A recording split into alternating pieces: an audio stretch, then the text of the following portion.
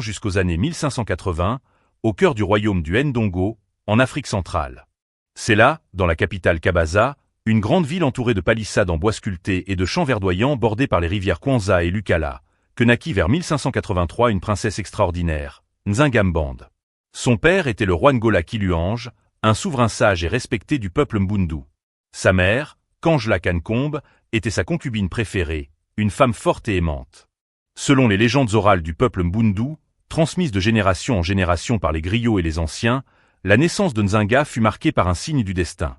Le cordon ombilical s'était enroulé autour de son cou comme un serpent protecteur. Cela rendit l'accouchement difficile pour sa mère, mais l'enfant survécut avec une force incroyable. Dans la culture Mbundu, un tel événement n'était pas une malédiction, mais un présage. Cet enfant était destiné à tourner les choses, à inverser le cours des événements, à tordre le destin en faveur de son peuple. C'est d'ailleurs pour cela qu'on lui donna le nom de Nzinga, qui signifie précisément tordre ou tourner dans leur langue. Dès son plus jeune âge, Nzinga montra une intelligence remarquable et un courage hors du commun. Contrairement à beaucoup de jeunes filles de son époque, élevées principalement pour les tâches du foyer, la vie à la cour royale du Ndongo était différente. Le royaume était une société matrilinéaire par certains aspects. Les femmes pouvaient hériter de titres et